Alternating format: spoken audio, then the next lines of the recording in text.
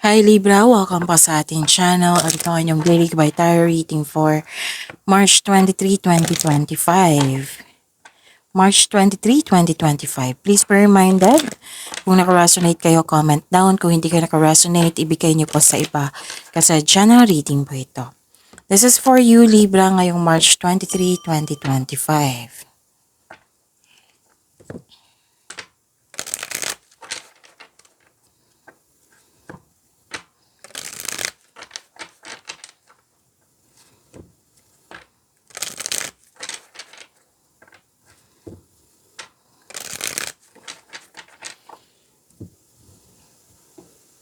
Para po ito sa inyo Libra ngayong March 23, 2025. Maraming salamat po sa inyong patuloy na suporta at maraming salamat din po sa mga hindi nag-skip ng ads.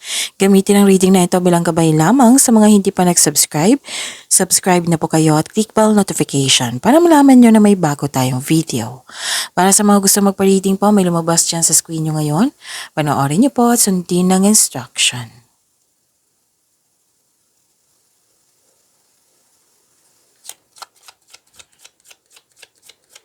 Spirits Guide, mga ganap pa para kay Libra ngayong March 23, 2025. I need 3 cards po.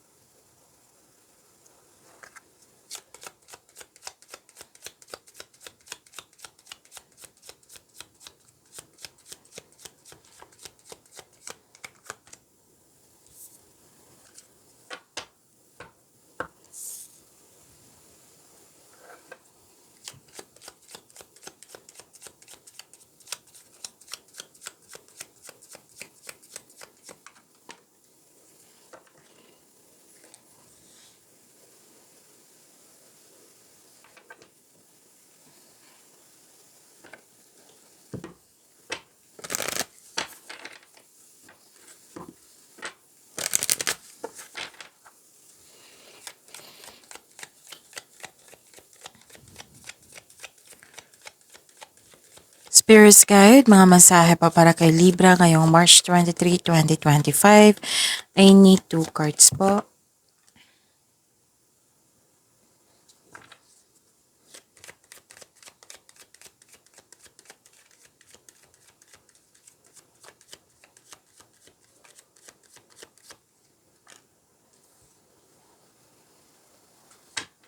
Okay. Libra, ngayong March 23, 2025, may nakita ko ditong reunion. Basta grupo ng tao. Pwedeng meeting, pwedeng party, pwedeng special event, public event. Basta pagtipon-tipon ng tao. Nakita ko rin dito yung influence ng isang lalaki sa araw na ito. Nakita ko rin dito na may importanteng desisyon, may importanteng ganap sa passion nyo po. At mag-ingat kasi may nakita ko ditong argument kasi nasaktan kayo na galit kayo. Oo, so mag-ingat. 2 card na po nagsabi dito na may new beginning. Pwedeng may biyahe kayo sa malayong lugar. Oo. This is far away places. Get ready for new horizon. Pwede din itong transition. Pwedeng transformation. Kaya nga may sabi ko sa inyo, this is new beginning eh. Bagong simula. Pwedeng kakapasok lang sa relasyon, kakapasok lang sa trabaho, pwedeng basta may pwede din proyekto ito. So get ready for new horizon. So prepare yourself kasi may parating na new beginning. At first light, beginning a new cycle. So, 2 card na mismo nagsabi niyan ha.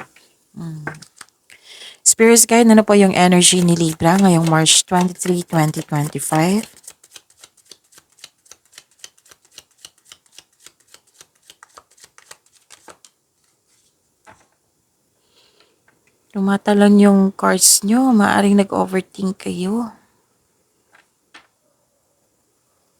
Okay. Kung may narinig kayo or may nakita kayong repeating message, meaning to say, pinupush ng cards niyan kasi ang ilan sa inyo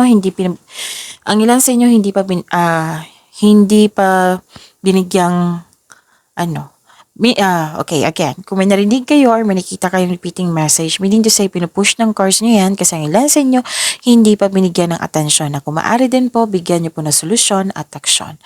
Remember, Libra, at the end of the day, alam mo na ikaw lang taong may kakayahan at responsable na gumawa ng sarili mong katotohanan at kinabukasan. So, no ang energy ni... Okay. Energy ni Libra.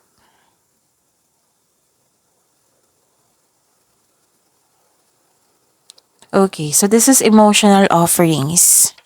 May binigyan kang aksyon. May agarang aksyon.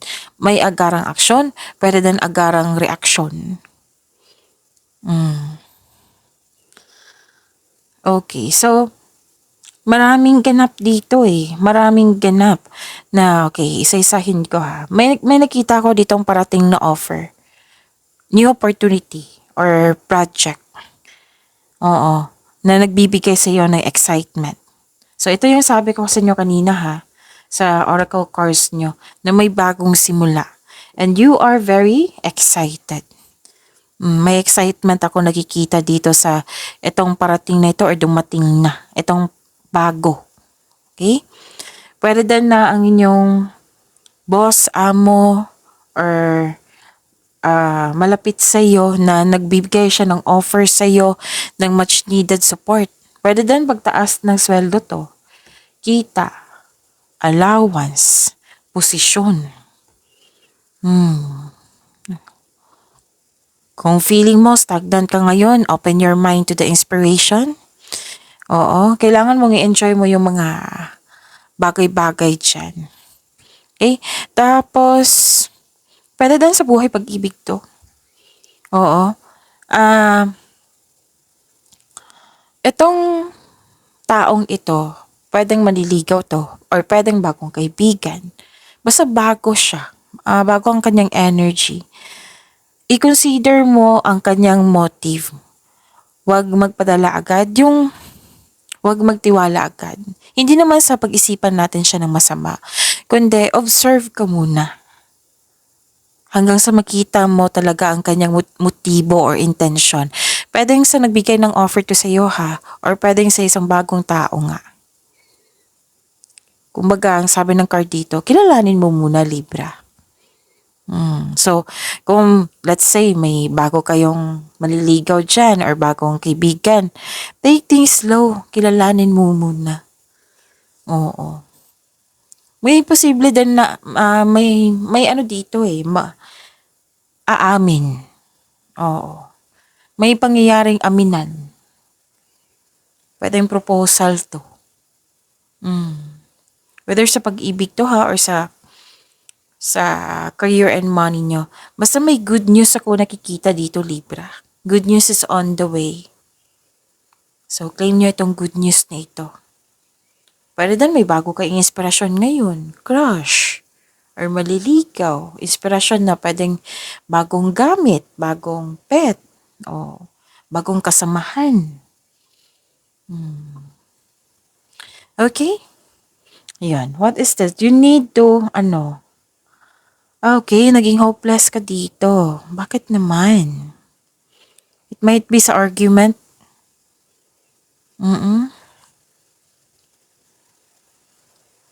Or sa natuklasan mo kasi may posibleng aminan eh.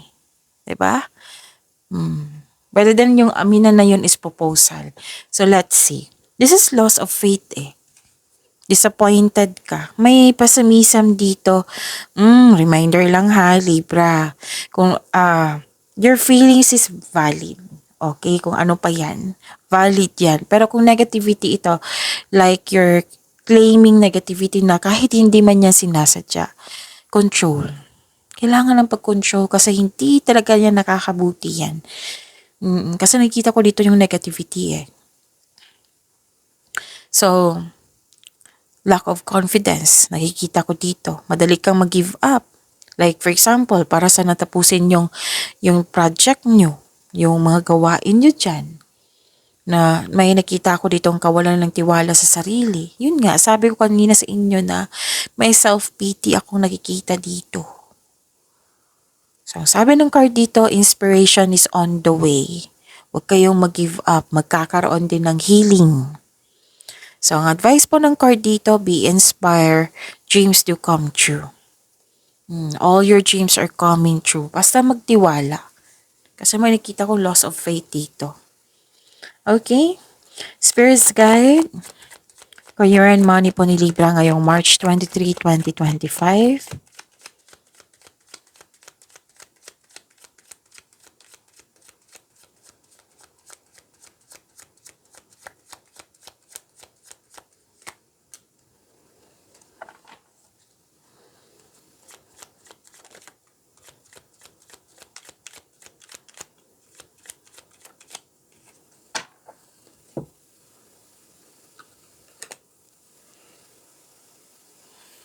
Okay, so career and money niyo po.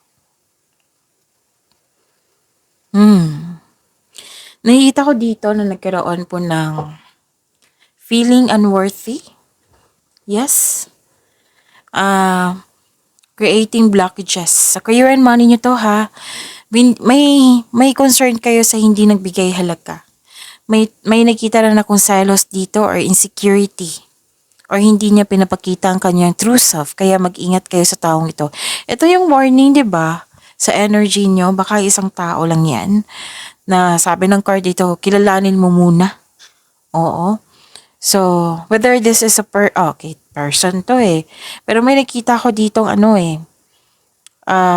basta may hindi siya totoo. Hindi niya pinapakita ang kanyang true self. Kaya mag-ingat kayo sa kanya. At ilan sa inyo nakaramdam ng insecurity? Yung na kulang yung time for yourself, for your family. Bigyan nyo ng aksyon. Bigyan nyo ng action solusyon. Kaya kung ito yung nararamdaman mong insecurity, bigyan nyo ng time ang iyong sarili. Make it balance. Pamper yourself. Bigyan ng oras ang sarili. Okay? Ano pa?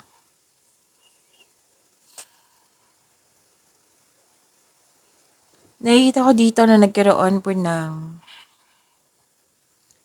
delay. Nagkaroon ng delay sa inyong mga plano? Pwede? Or disconnection sa isang tao? Maraming klaseng delay ha. Na-disappoint ka sa delay na ito eh. Pwedeng delay sa paggawa ng desisyon kasi may tutol. Delay sa paggawa ng aksyon kasi may hesitation. Or delay sa hinihintay nyo. Or delay sa travel. Kasi may nakita rin akong travel dito. May disconnection din. It might be diyan yung dahilan nagkaroon ng tutol. It may be frustrating or disappointing, pero kailangan mo itong pagdaanan kasi part ito ng yung learning journey. Okay? So, ang assignment nyo ngayon, Libra, kailangan maging flexible kayo at habaan ng pasensya. Be so flexible and patient is what required at this time. Okay? Yan yung assignment nyo ngayon. So, pwede talaga kasi pwedeng business travel to. Basta travel nakikita ko dito or paglilipat. Karoon lang ng delay or concern mo sa isang tao. Kasi may argument din ako nakikita dito. It might be.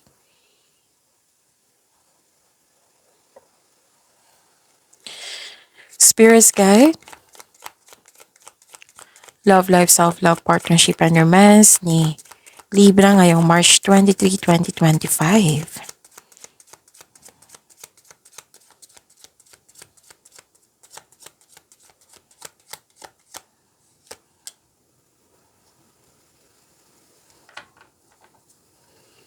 And the clarification po para kay Libra.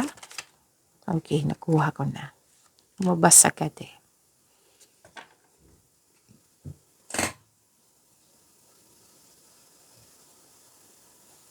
Okay. Maraming salamat po sa patuloy na tiwala sa suporta sa ating channel. At maraming salamat din po sa mga hindi nag-skip ng ads.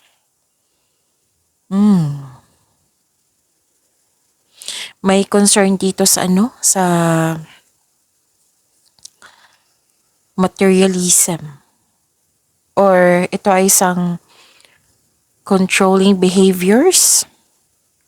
Okay, may nakita ko ditong sobrang nag-focus sa paggasta ng material na bagay or sobra sa trabaho na walang naubusan ng time para sa pamilya or sa sarili.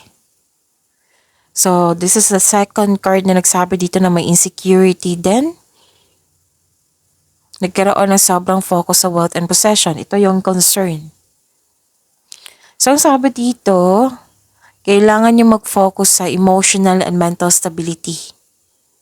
Kailangan nyo mag-relax at makinig sa inyong intuition. Now, kung bago kayo dito, kung hindi nyo pa alam kung paano mag-connect sa inyong intuition, i-search nyo ba sa Google on how to connect to your intuition kasi marami pong paraan yan. Okay? So, yun. Siguraduhin nyo lang na legit website yan. So, yung another assignment nyo, you have to focus sa emotional and mental stability. Nagkaroon ng disbalansa dito.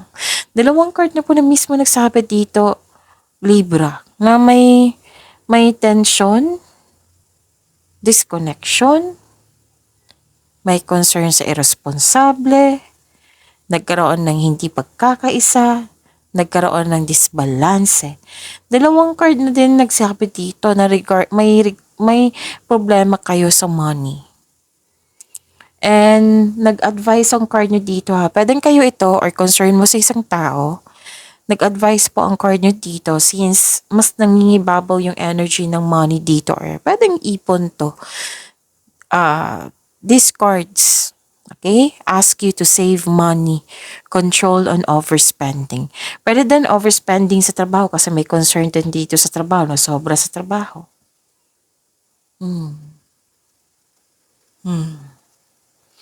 Don't worry, ma-overcome mo ito, Libra. These obstacles, this disbalance, magkakaroon siya ng ma-overcome niyo po ito. Maging matatag kayo sa sandaling ito, ma-overcome niyo po itong struggle na ito, itong challenges na ito. Kasi matapang ka eh. And para sa mga single, have a confidence at labas din kayo sa comfort zone mo upang sa gayo you have a chance to meet new people. Kasi sobrang nga sa trabaho, right? Para sa mga relasyon sa buhay mag-asawa, share your opinion o problema sa inyong partner. Kasi para alam din niya na may concern ka, nahihirapan ka sa adjustment po. So, kasi, okay, nakikita ko talaga na may concern dito sa sobra sa trabaho.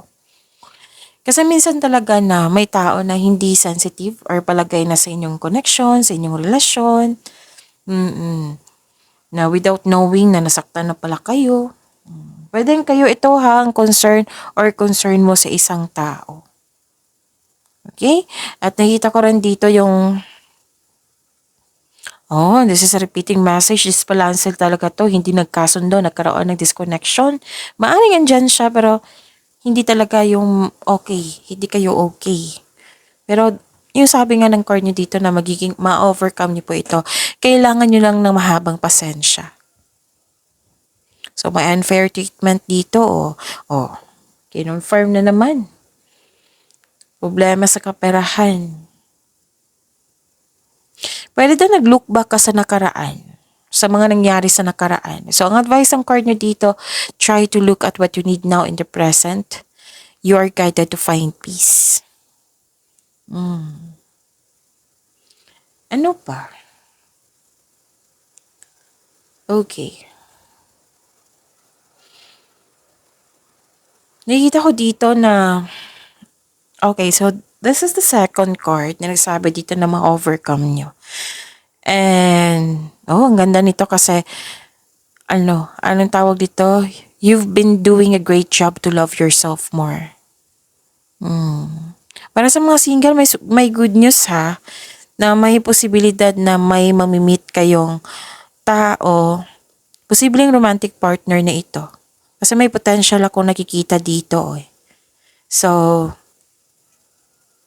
Okay, so do something special for yourself. Treat mo yung sarili mo dahil deserve mo ito. So focus on what brings you the most peace. So yan, pagyamanin niyo po yung blessings sa binigay sa inyo, Libra. See you tomorrow. Please like, subscribe, and click bell button for notification para updated po kayo sa daily tarot reading natin. Maraming salamat po.